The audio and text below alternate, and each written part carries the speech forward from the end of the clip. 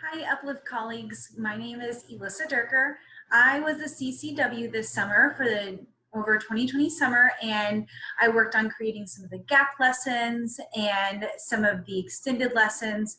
So what I'm doing for you today is a little bit of a module overview. I'm going to kind of walk through the different parts of Module 1. And as I walk through it, I'm going to show some examples of what kind of work you're going to see and what you might see from the scholars, the progression that we're going to expect to see from them, and also kind of give you a quick little snippet into the gap lessons and the extended lessons that you'll be teaching. Just a quick note, obviously we still expect you to do your own additional pre-work as well, in addition to this video. So we hope that you look through Module 1, that you internalize those processes, and that you and your team figure out what is going to be the best during your module launch for your scholars. So as I share my screen with you, we're going to begin. So third grade Module 1 is the properties of multiplication and division. So right off the bat, we are starting with multiplication and division in Module 1. Now, within this, we're doing only units of 2 to 5 and 10. And as you'll see, for the most part, the units of 2 to 4 are taught in very specific ways, and then it goes a little bit deeper at the end of the module to get to teaching times 10. So the suggested tools and representations. The suggested tools, the biggest one is going to be your 18 counters per student. So that means that we recommend each student have 18 counters. It's just going to help them as a part of those early representations of solving multiplication problems. A lot of the representations you're going to be seeing are tape diagrams, number bonds, and arrays. We do an extended lesson that we also see some number line skip counting, but mostly this is going to be the biggest representations you're going to see as they're solving are tape diagrams, number bonds, and arrays. And this can be found on your teacher edition, page 8. Obviously, we recommend that you still go through the lesson and see if there's any additional things that it might need, but these are going to be the main things to be successful in this module.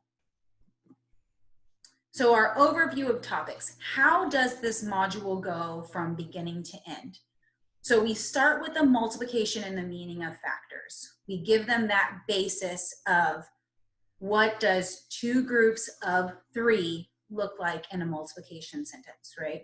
So that's where we start. We're giving them that foundation. What are factors? What are products? So they understand that language as well. Then we move into division as an unknown factor. This is going to move on to that next level from when we have 2 factors and we get a product. How do we take that information to help us flip it into a division problem? Then we move into multiplication units 2 and 3. We start with that early phases of modeling using tape diagrams and arrays, and then we push it so that they eventually work to fluency of division of 2 and or multiplication of 2 and 3. Division units of 2 and 3 does get its own little section, but again, it follows the same process of the unknown factor and then creating that fluency with multiplication of 2 and 3. Then we move on to multiplication units of 4. We do very similar things to multiplication of 2 and 3. We're just developing it into 4, and by the end of it, they're more fluent with their 4s. And then finally, we end this module with distributive properties for problem solving. And this is what gets us to solving for larger numbers of 5, 10s, and eventually we'll see this build in module 3. This is the basis for module 3. And then at the end, obviously problem solving. The great thing about this is that there's problem solving throughout the entire unit, throughout the entire module. However, The very end is where we see that big focus of only problem solving with everything that we've learned up to this point. Now our focus teaks. We have 3 big readiness teaks.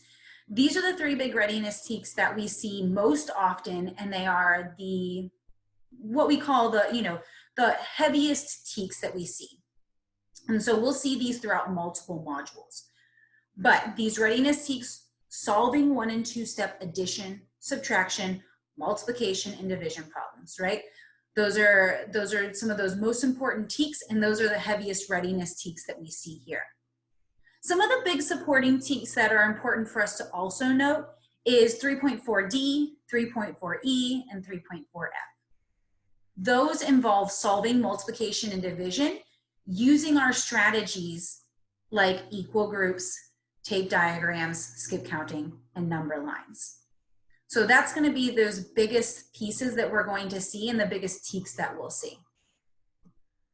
For more information about the teaks, there's a module overview on Blackboard that you can kind of dig into, and you can see exactly what teaks and their breakdown in the lessons, and that can help you a little bit better as well. So gap and extended teaks. So we know that there are things that Eureka just doesn't hit on in 3rd grade. So we're trying to add those in as either gap lessons or extending certain lessons. So the gap lessons that you're going to see, these 2 lessons are going to be taught at the beginning of our unit.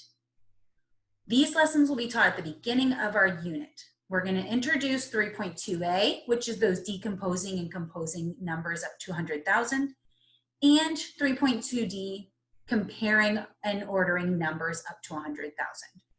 We want that to be done before you really start into Module 1. However, what you're going to see is that all we've done, we've created the gap lessons so that they work like Eureka lessons. So you'll still be teaching in the Eureka format, however, with these new teaks. The extended lesson. Our extended lesson is just that in Eureka, they don't touch on jumps on a number line when they're teaching different ways to solve multiplication. And so we've extended a lesson. The formal lesson that has been extended is lesson 14.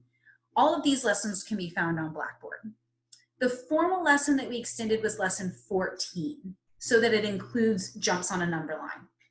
If you would like to start a little bit, give them a little bit of a taste of it, this could also fit into lesson 7 and 8, but please don't go too in depth into it. Save that for the extended lesson in 14, where you'll actually get, the scholars will actually get an opportunity to dig a little bit deeper into the number line, developing them and practicing them on their own.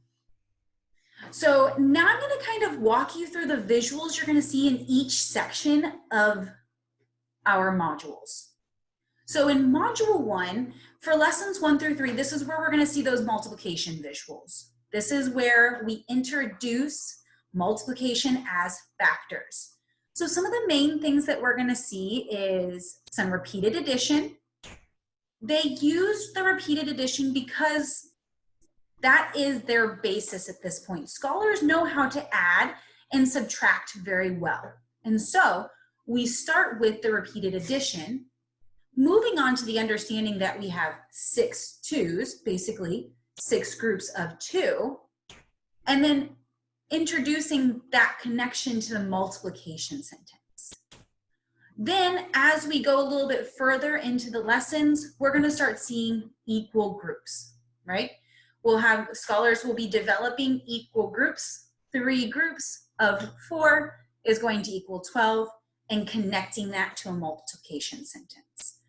So we're developing their understanding of the 2 factors, groups of a certain number, and putting that into visual representation for them as we introduce them to multiplication at the very beginning. Then their next step in the next few lessons is moving into division as an unknown factor. So here they created groups of 3, 1, 2, 3, 1, 2, 3, and then circle them. We knew we had 15 dots and we put them into groups of 3. How many groups did we have? We created 5 groups. So taking their understanding of equal groups and pulling it into the reverse of creating their groups and finding how many. We also start to see number bonds here. The number bonds are so that they understand that there is the factor or the product, which is our answer, and how we have to use that to divide into 2 groups, okay? So it's a little bit like the idea of the tape diagram, but we're still trying to show them like you have the total, you have your product, and now you need to work backward to find out the number of groups or how many is in each group. Our next part of the module, we move into the units of 2 and 3. They immediately introduce this with using arrays. You have that long template that you're given, and scholars work through that skip counting and imagining it basically as an array. We also are connecting those factors, how many dots. This is just to build fluency so they recognize you've been here before and you've been counting by 2s for a while now, scholars. Now let's put that into why is counting by 2s effective and helpful for us, and how can you turn that into multiplication? As we develop into 3s, they're really going to start pushing the number of rows and the rows, and then they start flipping them so that they recognize that these 2 multiplication sentences are exactly the same, even though we've turned them different ways. So we take it from just understanding multiplication to understanding that these are the same multiplication sentences, even though they're not written exactly the same. Next, we step into divisions of unit 2 and 3. We see these in the lessons 11 through 13, where scholars are given a total. So for our first example, they're given a total of 8 lemon slices, and they need to figure out how many cups they're able to make if there has to be 2 cups in each one. This is where they start to really build the tape diagrams.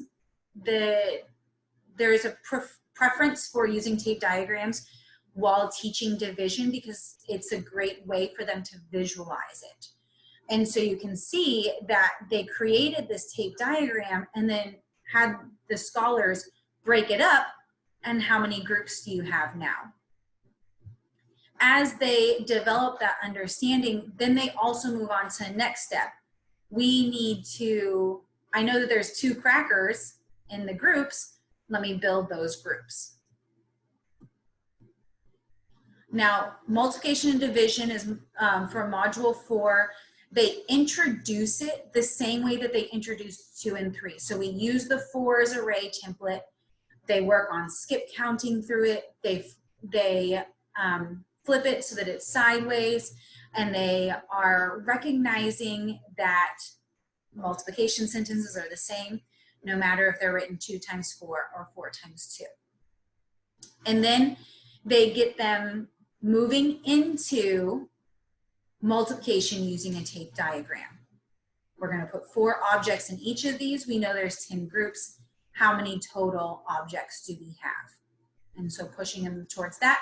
Again, the end of each of these sections, 2 and 3 and 4, it's to push them to get fluency within these numbers. You'll see in the sprints, they begin to practice the sprints as 2s, 3s, and 4s to help them develop that fluency.